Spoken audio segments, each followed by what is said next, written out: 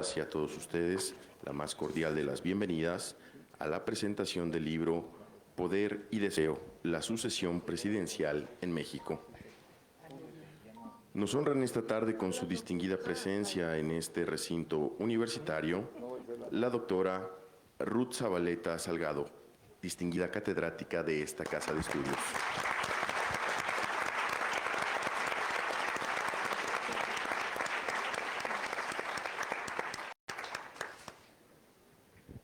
De igual forma, damos una cálida bienvenida a la distinguida presencia del licenciado Francisco Labastida Ochoa, exgobernador del estado de Sinaloa.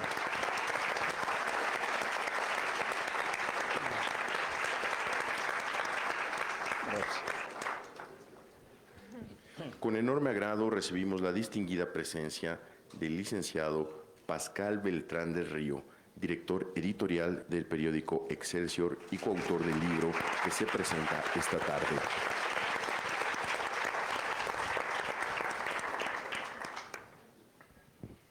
Nos distingue con su presencia esta tarde en este recinto universitario el doctor José Elías Romero Apis, distinguido catedrático de esta Casa de Estudios y coautor del libro que se presenta esta tarde.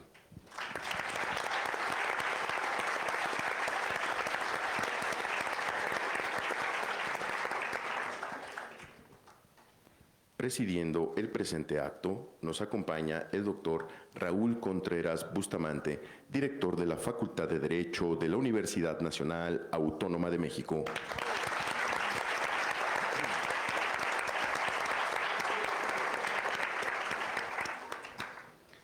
De igual forma, saludamos con agrado la presencia en este recinto universitario de autoridades universitarias, profesoras, profesores, alumnas y alumnos de esta Casa de Estudios. Sean todas y todos ustedes bienvenidos.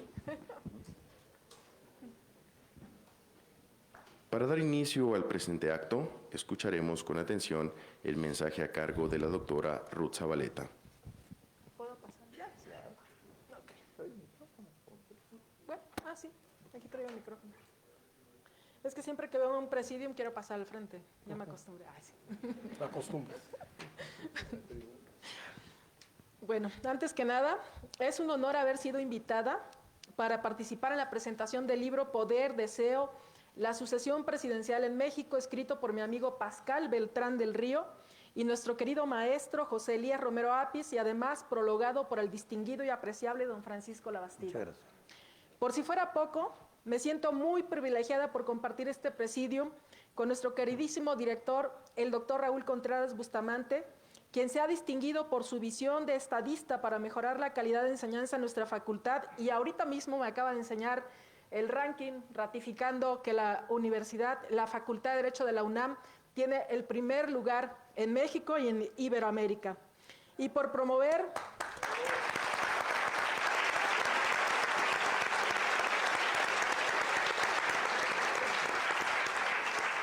Agradezco mucho también al director que promueva este tipo de eventos porque están relacionados con la cultura política de los estudiosos del derecho. Por supuesto, les agradezco a ustedes su generosidad de estar presentes. Sin más introducción, comienzo diciendo que este libro, editado por Porrúa, consta de 235 páginas divididas en 14 capítulos con sugerentes títulos. Por ejemplo, Poder y Deseo, Paraíso Incansable, Los Opositores, Los Caballos Negros y Brujería, Magia y Trampa. En primer lugar, el contenido fue escrito en un lenguaje sencillo, ameno y hasta divertido, lo cual demuestra el carácter, la experiencia, la inteligencia y el conocimiento de sus creadores. No crean que los estoy barbeando, aunque a Pascal del Río le debo que me haya invitado a escribir en Excelsior desde el año 2009, y además tenemos la misma edad y los dos estudiamos en la UNAM, él periodismo y yo sociología. Pero lo que quiero resaltar de él es que es un periodista muy prestigiado que inició su carrera profesional desde 1988 y que ahora es director editorial de Excelsior, donde escribe la exitosa columna Bitácora del Director. En radio conduce de lunes a viernes la primera emisión de Imagen Informativa. Es autor del libro Michoacán, Ni un paso atrás. Pero además, Pascal tiene experiencias apasionantes y peligrosas. En 2011 cubrió la guerra civil en Libia y el año pasado lo vimos cubriendo el conflicto Rusia-Ucrania. Por su parte, nuestro maestro José Elías Romero Apis ha sido 7 veces subprocurador de la República y del antiguo Distrito Federal. Fue diputado federal del 2000 al 2003 y ha escrito diversos libros, de los cuales solo mencionaré el título de uno que me llamó la atención: El jefe de la banda. De casualidad me encontré con esta perla en el Google. A bote pronto me sorprendí, porque creí que nuestro querido maestro había escrito sobre algún grupo criminal mientras estaba de su procurador, pero no, él se refería a la banda del presidente de México. Dicho todo lo anterior, ahora sí comienzo a presentar este libro con un formato de advertencias a los lectores sobre lo que es y lo que no es este libro. Advertencia número 1. Este no es un libro de tesis y teoría política, pero sí es un libro de ciencia política, porque la ciencia política es el estudio de la acción política, y todo el libro trata de eso, del quehacer público, del quehacer político, de la toma de decisiones de quien tiene nada más y nada menos el poder presidencial y los que aspiran o suspiran a tenerlo. De esta forma, el libro aporta un conocimiento muy concreto sobre cómo se desarrolla el juego más cruel de la política mexicana, es decir, la sucesión presidencial. Advertencia número 2. Este libro no es una novela de amor, pero sí de pasión, y a la pasión de las peores, la pasión por el poder político, porque como dice el dicho, el poder, aunque sea chiquito, es bien bonito.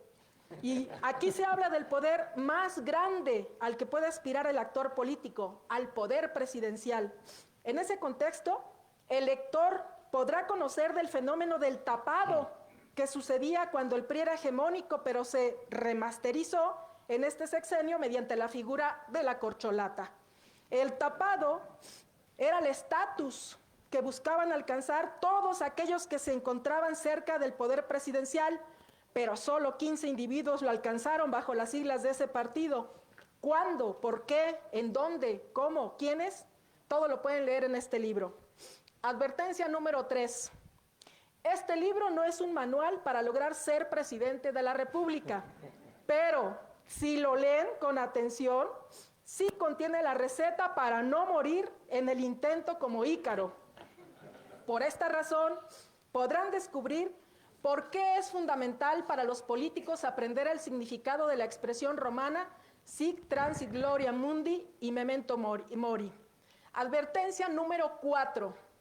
Este no es un libro sobre equitación o sobre apuestas de carreras de caballos, pero descubrirán que en política solo el caballo negro puede ser presidente. De esta forma, estimados lectores, podrán descubrir cuáles fueron las instituciones del poder político que significaron la puerta para arrancar la carrera presidencial. Así, queridos estudiantes, podrán calcular no buscar chamba en donde no hay futuro político. Advertencia número 5. Este libro no es sobre el Tribunal de la Santa Inquisición de México de 1569, pero este libro sí habla sobre el impacto de una especie de magia o brujería en la búsqueda del poder presidencial, toda vez que algunos que lograron la nominación del tapado lo hicieron gracias a que actuaron por ciertas corazonadas o presentimientos, o porque misteriosamente otros posibles competidores se murieron en el camino. Advertencia número 6. Este libro no es sobre navegación, pero aprenderán la importancia del viento y la veleta para navegar en las aguas de la competencia por el poder presidencial. De esta forma, estimados lectores, descubriremos cómo algunos actores políticos lograron la nominación del tapado mientras jugaban dominó en la cantina, mientras que otros, por haber perseguido tan afanosamente el poder presidencial, murieron envenenados o en calienta pistolazo limpio. Advertencia número 7. Este libro no se escribió para aprender cómo se produce el derecho, pero sí podremos leer qué tan chueco jugaba el presidente y cómo se divertía cuando decidía quién era el tapado. Última advertencia, no porque no tenga más, sino porque el tiempo se me acabó y además no les quiero contar todo lo que dice el libro. Este libro no es sobre Pegasus, pero sí trata de la importancia de que los hombres tengan secretos y si no los tienen, deben fingir que los tienen, porque un hombre sin secretos es un hombre poco interesante y bien aburrido. En fin, estimados oyentes, les recomiendo leer este libro porque aprenderán de historia, de geografía, de política, de amor, de pasión, de lealtad, de traiciones y si me apuran, quizás también van a descubrir por qué Marcelo Ebrard no pudo ser ni el tapado ni el destapado.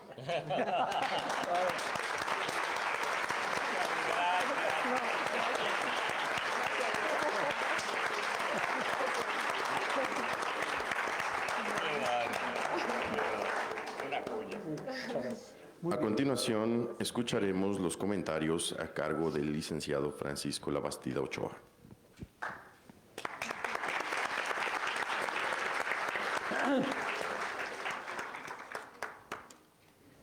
Primero, muy buenas tardes a todos. Me da mucho gusto estar de nuevo en la universidad y estar con ustedes. Mil gracias. Señor doctor Raúl Contreras Bustamante, director de la Facultad de Derecho, estimados amigos Pascal Beltrán del Río y Joselía Romero Apis, distinguidos amigos y amigas. Me fue particularmente grato y honroso prologar el libro de dos amigos a quienes estimo y respeto. No me ciega el afecto para decirlo. El libro es, por una parte, una conjunción espléndida de datos, fechas y circunstancias que es difícil estudiar en un solo libro. Usualmente uno tiene que meterse en muchos materiales, en muchos libros, para leer tanto información como contiene este. Es, en segundo término, el libro un análisis inteligente de la condición humana, como diría Malraux, de las razones de las personas que indujeron la toma de decisiones para elegir un candidato y un análisis, en tercer término, de los cambios que la política del país ha vivido y las causas y las circunstancias que impulsaron esos cambios. Realiza también una comparación de nuestro sistema político y sus resultados con los sistemas políticos de otros países, que no es frecuente, y reconoce los aciertos y errores que se han cometido.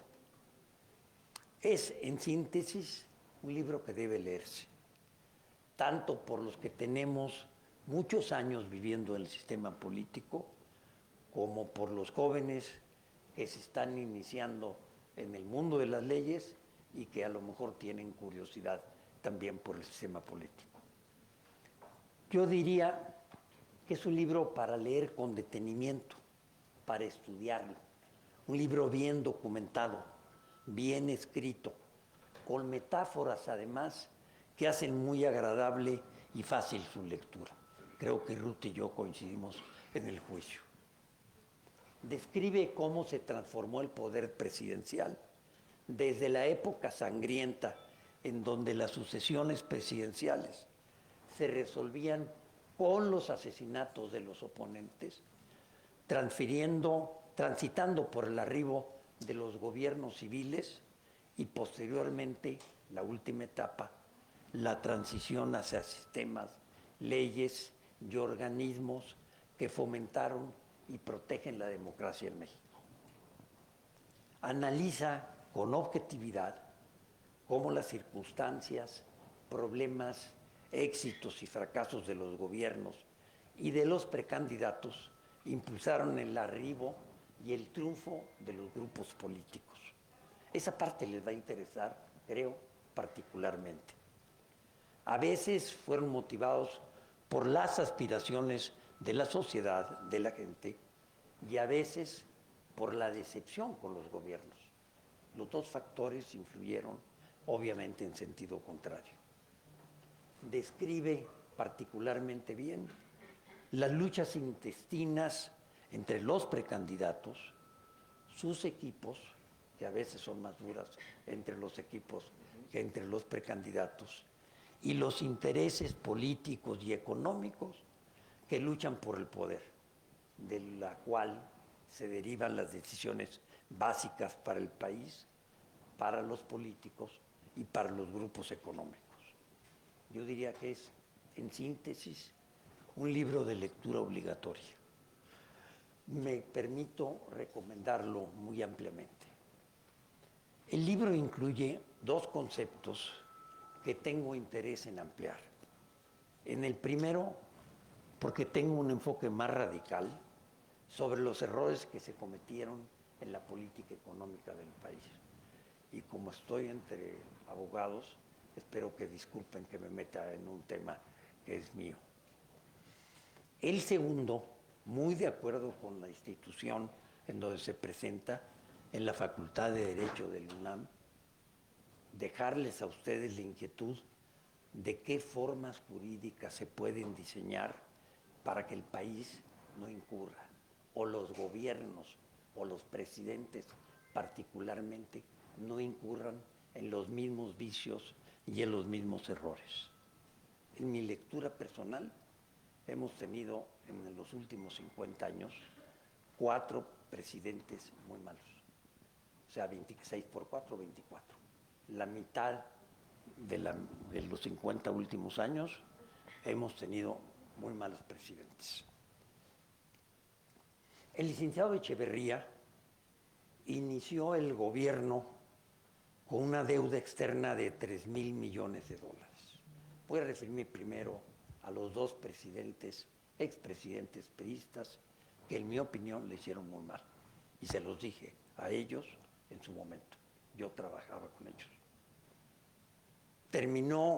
Empezó con una deuda de 3,000 millones de dólares, terminó con una deuda de 20,000 millones de dólares. La paridad peso-dólar era de 12.50 y subió a 24.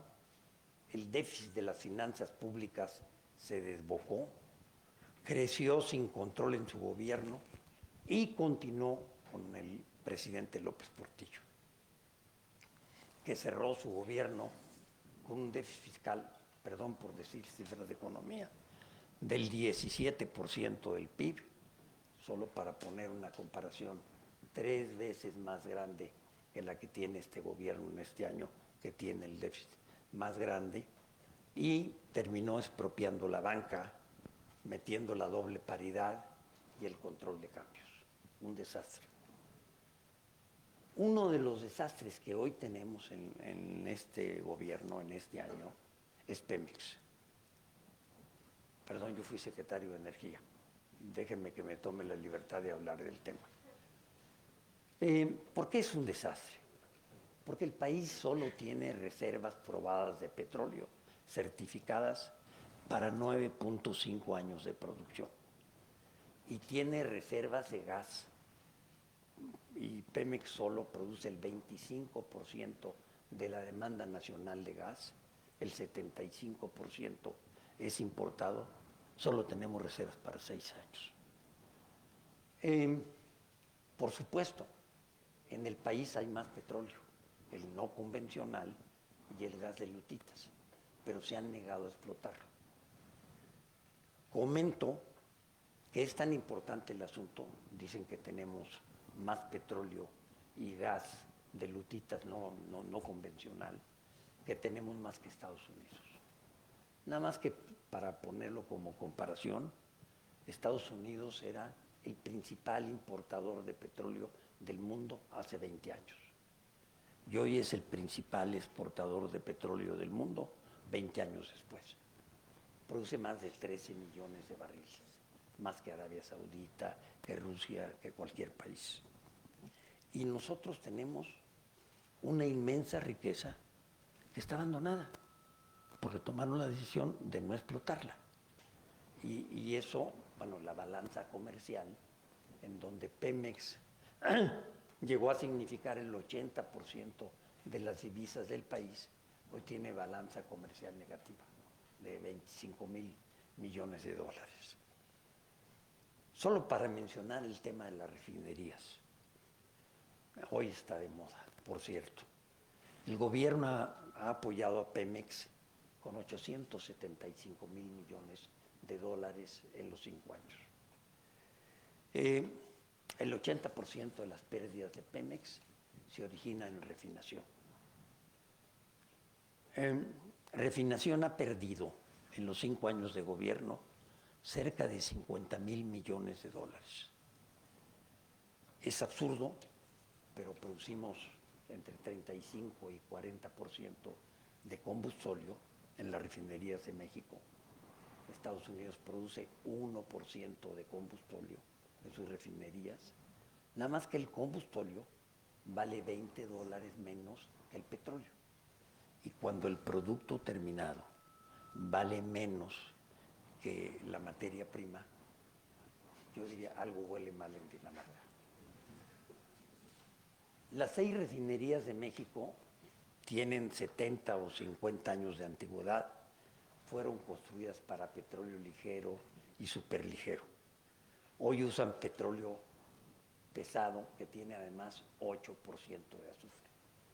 Las nubes de humo amarillos que vieron en las fotos de Monterrey están provocados por el azufre que le están metiendo.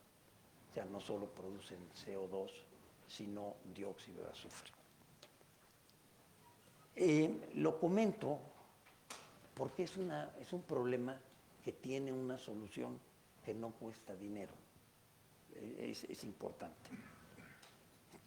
¿Qué hace Brasil? Déjenme utilizar la comparación.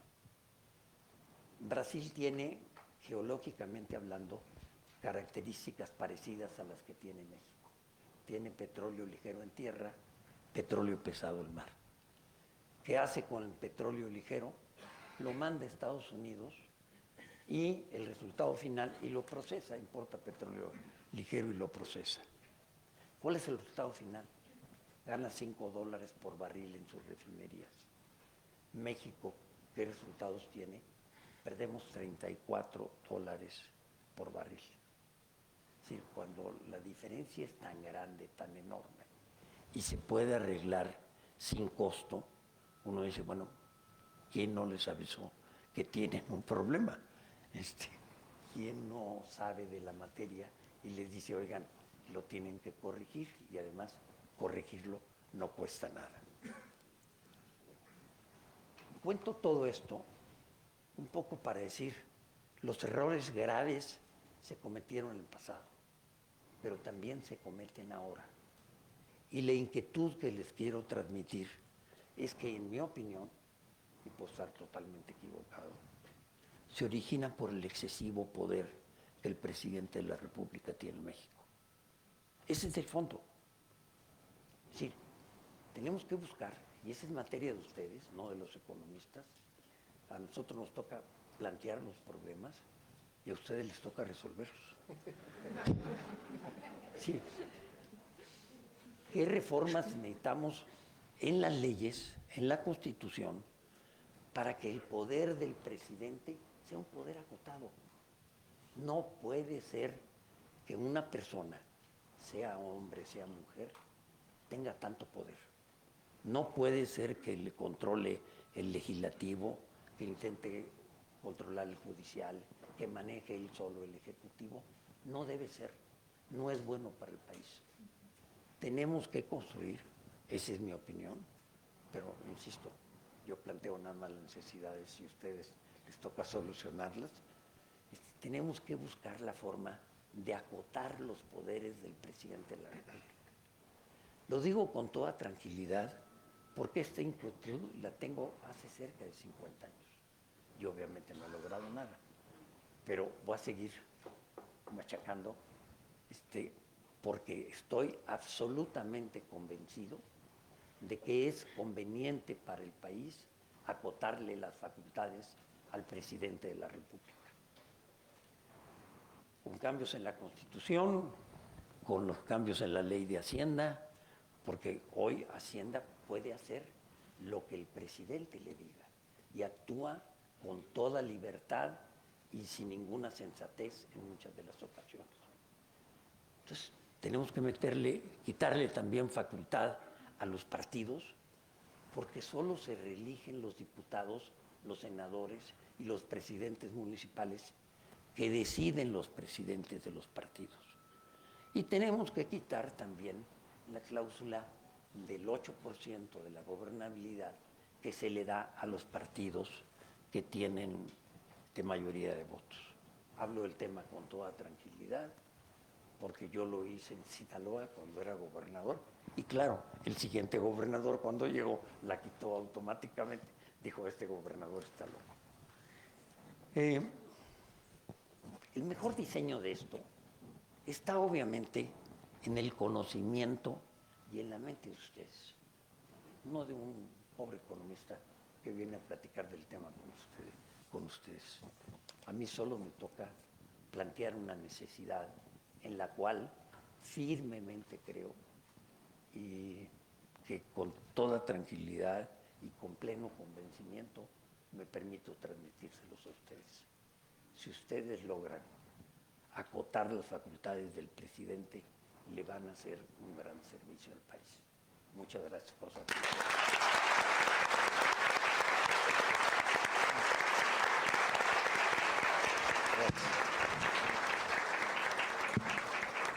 A continuación, recibimos con agrado los comentarios a la obra del señor director, el doctor Raúl Contreras. Muy buenas tardes, jóvenes. A ver, hemos dicho que en esta facultad formamos juristas, no licenciados en Derecho ni abogados, y primero aspiramos a formar buenos ciudadanos antes de que sean buenos juristas. Por eso hemos traído a la consideración de ustedes este libro y esta presentación de lujo que deseo que disfruten, que deseo que reflexionen. Esténse tranquilos, el director les autoriza que la próxima clase lleguen tarde. Ya, no necesito que se levanten.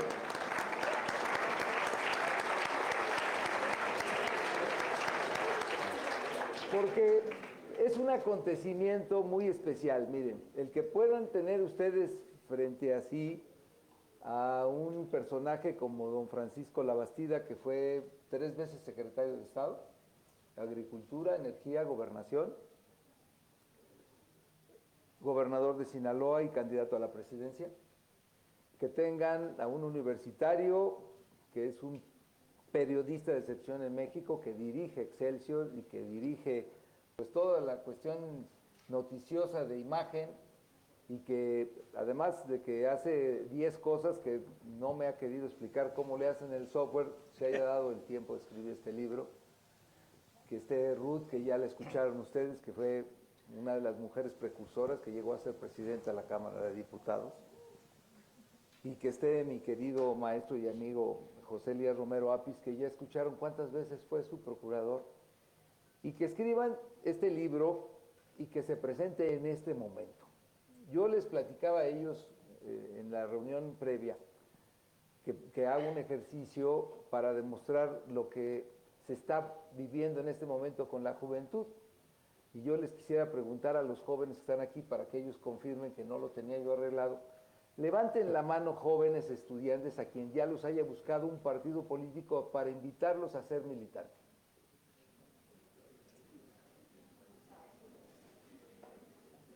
Bueno, va avanzando porque ahora es como el 30% y antes era el 90 o el 100. ¿Qué quiere decir? Que los partidos políticos no están aspirando a crear militancia, que están confiando en las alianzas, que están confiando en reclutar candidatos famosos y en gastarse también el dinero enorme de las prerrogativas. Y aparece este libro que yo les recomiendo que lean, porque todos los que escribimos libros lo hacemos con la esperanza de que se lea, que es una clase de historia y una clase de política. No es simplemente un libro de novelas como los que hacía Luis Espota, que tenía una buena información, sino es un libro escrito también con criterios académicos, da datos duros. y que de alguna manera les va a ustedes permitir entender cómo ha llegado el sistema político hasta este momento, y no es poca cosa lo que les voy a decir. Fíjense ustedes, este libro lo escribieron ellos, debo de advertir, lo terminaron en la primavera de 2023, cuando todavía no sabían quiénes iban a ser los candidatos. Entonces, lo primero que van ustedes a leer es que parece que tenían una bola de cristal. Y para poder adivinar en la política mexicana se necesita conocer para saber a quién apostarle, y no le han fallado. La otra, jóvenes, es que este sistema político que a veces es muy criticado, que el libro nos dice que hasta este momento ha sido, a partir de la hebra de la Constitución, 20 elecciones presidenciales y 81 procesos electorales federales, ha permitido que seamos el único país en toda América que desde 1934 hasta esta fecha, todos los presidentes hayan entrado mediante una elección, hayan gobernado sus 6 años y hayan entregado el poder a través de otra elección. Es el único país en América, ¿eh? En Estados Unidos ya mataron un presidente y ya hicieron renunciar a otro, y en Canadá, que es un sistema parlamentario, pues hubo hasta una época en que se andaba partiendo Canadá entre la parte francesa y la parte de habla inglesa. Sí, algo de tener el sistema político donde le ha dado tanta estabilidad. Lo digo porque muchas veces lo leemos y porque además se percibe que hay en los jóvenes un desinterés o incluso hasta una decepción en el sistema político, en la política y en los políticos, que vale la pena estudiarlos hasta como objeto de estudio de la ciencia política o de la teoría del Estado. Algo debe tener el sistema político. Es un país que no ha sufrido golpes militares, ni interrupciones violentas, ni tampoco problemas sociales generalizados o prolongados, como lo dicen los autores en el libro. Ha sido una época, hasta ahora, y cito comillas, puesto por ellos, donde ningún poder se ha sobrepuesto a otro, ni invadido su potestad, ni impedido su funcionamiento. Ahora estamos viviendo un conflicto donde el poder ejecutivo y el legislativo se unen y se confrontan con el judicial y pretenden incluso anularlo, desaparecerlo. Pero esto es algo que no había sucedido en nuestro sistema político. Y ellos lo atribuyen a que, a pesar de lo que se dice, ha habido una ciudadanía madura, que ha ayudado mucho a que lleguemos a este momento, el principio de la no reelección, y entender que la presidencia, con todo y que ha sido muchas veces dicha que parecía en la época del PRI una presidencia imperial, tenía sus contrapesos. ¿Qué contrapesos citan los autores? Primero, el tiempo porque la no reelección les marcaba un tiempo. El otro, los líderes políticos que había en el país, en el partido, que eran líderes sectoriales que eran vitalicios y que estaban siendo contrapesos de los presidentes. La otra, algo que ha cambiado, el calendario electoral. Cuando un presidente entraba, gobernaba con una Cámara de Diputados que era todavía compartida en la integración con el presidente anterior, y con un Senado compartido que iba a transitar con él 6 años, con todos los gobernadores que estaban ahí, y se iban cambiando de poco a poco los gobernadores, para cuando el presidente ya tenía la mayoría, ya le quedaba 1 año o 2 para irse y tenía contrapesos. Hoy estas elecciones donde se han venido haciendo bloques electorales y junto con la presidencia habremos de elegir en junio 9 gobernaturas, incluida la Ciudad de México, y casi 21,000 o más de 21,000 autoridades. Es algo que ha cambiado esto, pero vale la pena que ustedes lo analicen. Analiza la figura del tapado, que parecía que había desaparecido a partir del año 2000, que se pensaba que había que se había ido con el sistema y que ahora se reeditó o remasterizó, como dijo Ruth, incluso de una manera peor, porque en lugar de tapado, pues ahora son corcholatas. Suena feo, ¿no? Yo me acuerdo del personaje la corcholata y no me parece que sea una manera correcta de mencionar a quien puede llegar incluso a ser la presidenta o el presidente de la República. Señala que lo difícil antes no era ganar las elecciones, sino ganar la candidatura, y que eso ha venido cambiando mucho porque los procesos de maduración política han cambiado. Vale la pena que lo estudien, vale la pena que vean quiénes jugaron, contra quiénes compitieron, cómo los presidentes manejaban la sucesión y también de alguna manera cómo resolvían y que le quita mucho la historia de que el presidente designaba al presidente a su libertad. Creo que ahí señalan quizá la sucesión de Echeverría con López Portillo, pero cómo los presidentes batallaban para encontrar al candidato y tenían que ver la lealtad, la experiencia, el desempeño que habían tenido, las relaciones que tenían con los factores reales de poder, el contexto internacional en el que se daba, la suerte, porque también había algunos que llegaron por suerte porque se murió el candidato preferido o lo desaparecieron, el compromiso que establecían con el presidente, la conveniencia desde luego del presidente y el afecto. Analiza quiénes han llegado, gobernadores, gabinetes, legisladores, en fin, yo les recomiendo que lo vean y quiero concluir esto con algo muy importante que es con lo que van ellos cerrando. Primera, y importante, la alternancia en la presidencia, dicen, es la primera fuerza electoral mexicana actualmente. Han ganado en la alternancia 3 de 4 elecciones. ¿Ok? Está de alguna manera diciendo que el mundo democrático de México hoy está cumpliendo su cita con la historia, con un péndulo de la alternancia y que la elección será, como ha sido en estas veces, con votos a favor del gobierno y contra el gobierno, que a veces los candidatos vienen siendo factores complementarios, pero que las votaciones habrá que observar si se repite, si serán votos a favor de la continuidad o en contra de la continuidad.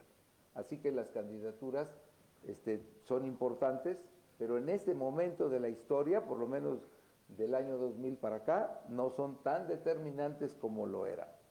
Otro dato importante, jóvenes, que dicen los autores, no es mío. Hay elecciones que cambian de dirección en la última semana, mes o año. Y dan datos duros, ¿de acuerdo? Advierten sobre el riesgo de la ilegalidad en el manejo de la elección, en que haya recursos sucios, en que haya intromisión gubernamental, en que pudiera haber trampas electorales, que operaran los gobernadores o los alcaldes, tratando de interferir, y algo muy importante que todos estamos ciertos, la violencia que puede impedir la libertad en las campañas, que puede impedir que algunos candidatos puedan llegar al final de la elección, que puede impedir que los votantes puedan asistir libremente a las mesas de votación, o que pueda impedir el recuento y el resultado final. Lo advierten. Advierten también sobre el riesgo de la incertidumbre que pueda haber en el manejo del INE y del Tribunal Electoral. Hemos visto que hay problemas en el Tribunal Electoral, hay divisiones importantes entre los magistrados, aunque aquí vinieron y juraron lealtad y que iban a ayudarse todos, pero hay problemas y estamos viendo de un INE que cambió de dirigencia unos meses antes de la elección y que todavía no hemos visto cómo va a resultar el manejo que tenga el INE, lo advierten ellos. Desde luego que esperan los autores que, como ha sucedido a lo largo de todos estos tiempos, las elecciones, con todo y lo disputado que sea, de manera invariable se ajusten a las disposiciones constitucionales pero advierten que habrá que estar vigilantes y los abogados tendrán que estar muy vigilantes de todo ello, y que vamos a vivir durante esta campaña, como ha sido característico en nuestro país, una política nacional de sueños, así lo pongo entre comillas, veremos si las ofertas de las candidatas o de los candidatos quieren despertar a la ciudadanía para decirle la verdad con crudeza de cómo está la realidad y enfrentar o proponer soluciones, o sedar a la ciudadanía, decirles que todo está bien y que no se confíen, que vamos a estar mejor. Ese es un tema importante. Concluyo con 3 frases que ellos ponen. En política nada es para siempre, ni el infierno, ni la gloria. Segunda, más vale perder que no jugar. Y una frase que ponen en la página 233, que me pareció sensacional, que dice: hay que seguir en el más famoso cuento de Lewis Carroll, Alicia, en el País de las Maravillas, pregunta el camino que debe de seguir, y el gato de Wilshire le pregunta hacia dónde quiere ir, y ella contesta que no sabe, y el gato le remata que si no sabe a dónde va, cualquier camino es bueno. Jóvenes, hay que saber a dónde queremos ir. Y con esto concluyo citando una frase de mi jefe editorial en el Excelsior, en su editorial del lunes, que dice y advierte: nada está escrito, ya hay contrincantes. Quiere decir que la moneda está en el aire, que va a depender de su comportamiento ciudadano, de su interés en la política, de que se involucren en esto, de que sepan que van a elegir aquí en la Ciudad de México 10 distintas alternativas, que sepan que hay que tomarse la molestia de saber cómo se debe de dirigir el voto, para que ustedes puedan primero saber a dónde quieren que lleven al país, saber a quién le van a depositar su voto y su responsabilidad, y después a quién le van a exigir que rinda cuentas. Así que sigan disfrutando y vamos a oír a los autores que tendrán algo que decir. Muchas gracias. Muchas gracias. Muy bien, Raúl. Muy bien. Muchas gracias. Ha llegado el momento de ceder el uso de la voz. Conste que les dije que nadie tiene problema para irse, así que quietos. Ha llegado el momento de escuchar los comentarios a cargo de uno de nuestros coautores, el doctor José Elías Romero Apis. Gracias.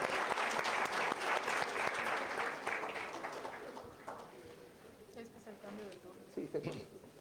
Ahorita llegan los otros. Esta es para mí una tarde inolvidable, así como he vivido otras tardes inolvidables a lo largo de mi vida, aquí en esta, mi casa, mi facultad. En una tarde como hoy, por ejemplo, en esta misma aula, hace 50 años exactamente, la universidad y la facultad decidieron examinarme y otorgarme el título profesional que he ejercido desde entonces. Díganme si no son tardes inolvidables. Y esta es una de ellas. Ante todo, quiero agradecer a quienes hicieron posible y a quienes nos acompañan en esta presentación de esta coautoría de Pascal Beltrán del Río y yo. A Francisco Labastida, por regalarnos el excelente prólogo que engalana nuestro libro. Él sabe mucho de lo bueno y de lo malo que han tenido nuestras contiendas por el poder presidencial. A Ruth Zabaleta, por sus interesantes y amenos comentarios que hoy nos brinda. A ella le ha tocado la lucha política desde diversas trincheras y lo ha hecho sin mácula. Y a la anfitrionía generosa de Raúl Contreras, director de esta Facultad de Derecho. En lo personal, como alumno que fui, como catedrático que soy de esta facultad, siempre destacaré la fructífera tarea de 8 años que realizó para colocarla en los niveles de excelencia mundial. Muchas gracias, señor director.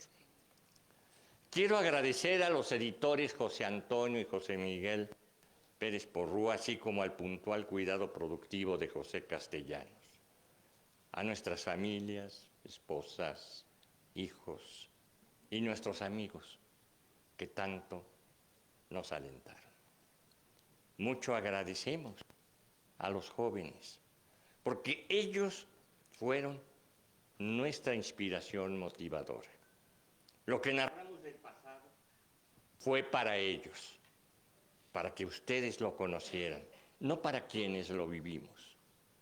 Lo que nosotros suponemos del futuro es para que ustedes lo prevean, lo anticipen o lo corrijan en lo que les convenga hacerlo. También destaco mi gratitud a los que no vinieron, pero que sí están aquí. Ellos son los 2.500 personajes que aparecen en estas páginas, tanto como protagonistas o bien como actores de reparto o simplemente como extras. Contra lo que aparenta a primera vista en la política real, son muy pocos los verdaderamente protagonistas. Pero son muchísimos los extras que tan solo sirven para rellenar el escenario. También quiero agradecer a Excelsior, donde nació este libro, primeramente en la forma de una serie de artículos especiales. La idea germinal fue de Pascal, el entusiasmo fue mío, el resto fue de ambos. La primera entrega mensual apareció hace 30 meses y en ella ya decimos lo que ahora sostenemos. Parece que funcionó nuestro tarot. Con mucha razón me podrán decir ustedes que no fue mérito alguno adivinar desde entonces la candidatura de Claudia Sheinbaum, pero no me podrán negar que tiene algún mérito adivinar hace 2 años y medio la candidatura de Xóchitl Gálvez. También previmos que este sería tiempo de incertidumbres y tiempo de sorpresas. Que esta sería una contienda agresiva, violenta y cerrada.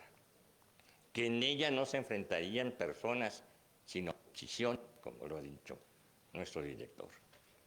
Desde entonces la definimos como la oferta de la continuidad versus la oferta del cambio.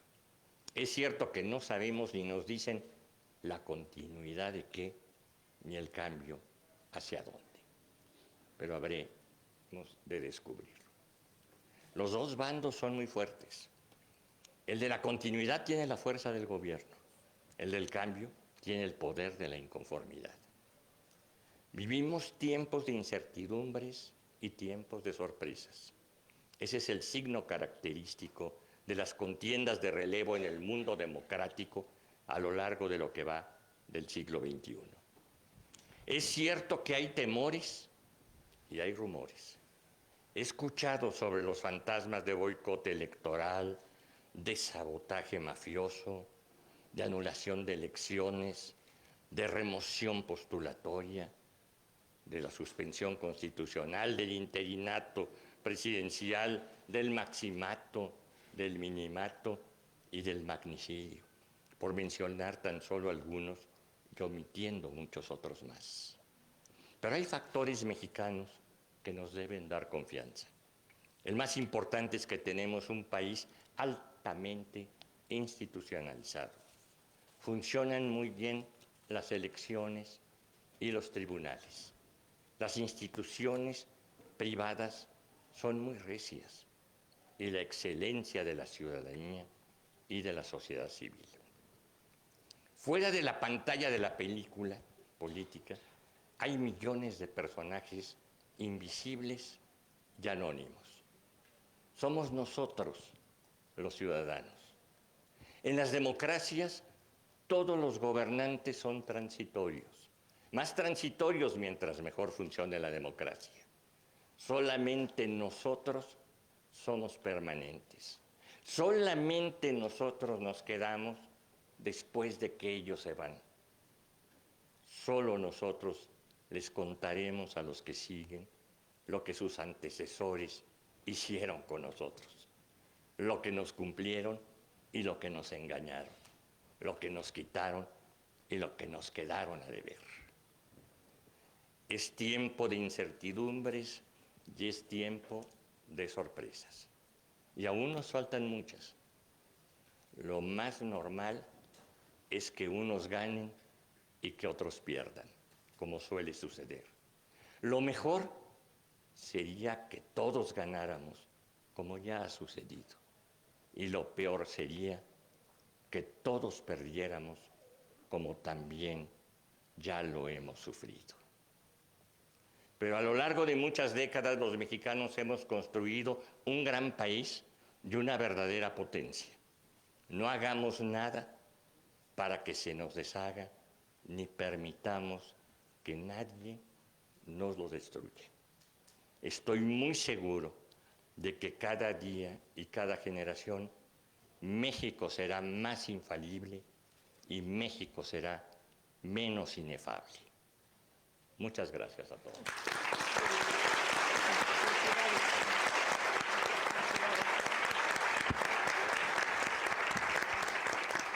Es momento de escuchar finalmente los comentarios a cargo del otro coautor de la obra que presentamos esta tarde, el licenciado Pascal Beltrán del Río.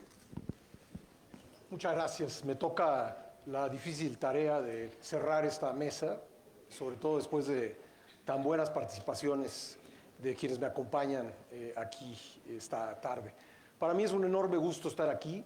Yo no solo me siento en casa, estoy en casa, porque aunque no estudié en esta facultad, pues soy egresado de la UNAM.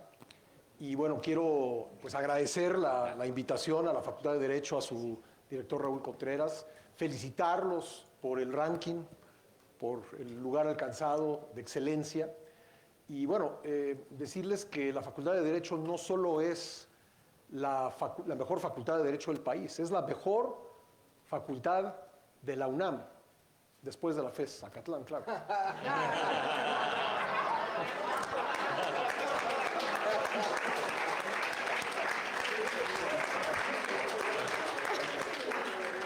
Bueno, pues como digo, es un gusto compartir esta mesa con quienes han hecho comentarios tan brillantes, tan certeros. Decirles que además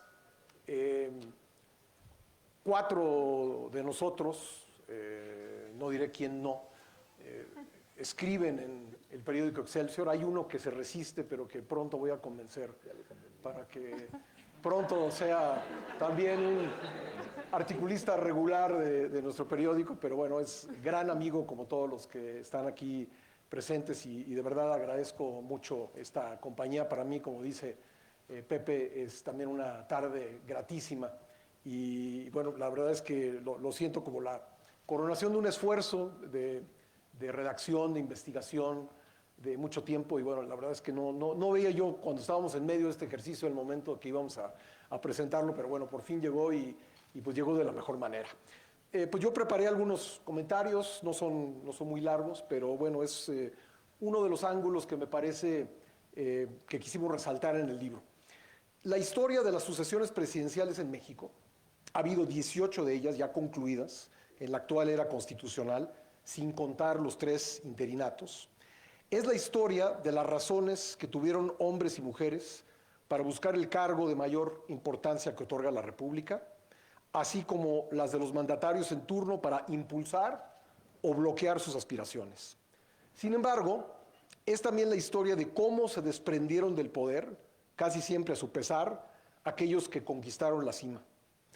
La naturaleza de nuestro sistema político, ya lo decía Raúl y Pepe, es el único en América Latina, uno de los pocos en América Latina que no contemplan la reelección sucesiva o discontinua, y su naturaleza es que una vez que se alcanza la presidencia, empieza a correr una cuenta regresiva que terminará en la soledad y el olvido, cuando no en la denostación y el exilio. La concentración de atribuciones legales y metaconstitucionales de los presidentes ha sido la base de que se diga que México asemeja una monarquía. No obstante, en la mayoría de las que existen y han existido, las monarquías, el poder se hereda a la muerte del rey. En el caso de México, dicha herencia se otorga en vida, lo que hace que el mandatario saliente le resten varios años para ver con sus propios ojos cómo se sientan en su trono, cómo usan su corona y cómo gobiernan su imperio. Es decir, todo eso que antes fue suyo y que nunca volverá a serlo. La pérdida del poder detentado durante 6 años ha sido la base de que México sea de las pocas democracias del mundo en los que la mecánica de la transición del poder, contemplada constitucionalmente, no haya sido alterada por magnicidios, guerras civiles o azonadas. Pero pocas veces se habla del proceso personal que implica perder aquello por lo que tanto se luchó, generalmente por años, para llegar a la presidencia. Para él, quienes no son presidentes le resultan seres inferiores y por tanto dejar el poder implica pasar a esa categoría en la que vivirá el resto de sus días. Por eso y otras cosas, la sucesión presidencial es el juego más cruel de la política mexicana. Aunque lo nieguen, buena parte de la energía del presidente en turno, se va en diseñar el proceso por el que heredará el poder a quien más tarde lo opacará, lo ninguneará y lo condenará al ostracismo. Conocida es la historia del exmandatario que quiso que su sucesor fuera testigo de honor en la boda de uno de sus hijos y que tuvo que conformarse con que llegara en su lugar el secretario de Gobernación a ofrecer disculpas por su ausencia. El presidente en turno se hace a la idea de que quien lo suceda será el encargado de abrirle la puerta que lo conducirá a la historia. Para ello siempre contempla a una persona que considera favorita, pero pocas veces ha sido ella quien llega al cargo, ya sea porque hay condiciones supervinientes que impiden al mandatario designar como candidato de su partido a quien él tenía contemplado originalmente, o porque el electorado prefirió a alguien distinto. E incluso en las pocas ocasiones en que ha salido adelante la primera opción del presidente, este ha terminado por darse cuenta de que no se puede quedar con la parte de la herencia política, sino que ésta se deposita completita en manos de quien lo sucede. A Plutarco Elías Calles, el jefe máximo de la revolución, quien manejó a su antojo 2 sucesiones presidenciales, le llegaría finalmente a la noticia de que había alguien más poderoso que él cuando llegaron a su casa para recogerlo y depositarlo en pijama en el avión que lo llevó al exilio. Nuestra república representativa y democrática no tardará en saber si esa regla que ha permitido la gobernabilidad y la estabilidad política durante los casi 90 años que han pasado desde aquel hecho, sigue siendo vigente o si la presidenta en turno deberá aceptar que hay un poder superior a ella. También sabrá si se confirma la máxima de que quien se siente predestinado a los libros de historia acaba siendo objeto de desdén e incluso de burla y repulsa y que debe resignarse a que el único recuerdo que quede de él sea un retrato colgado en una pared de Palacio Nacional. Muchas gracias.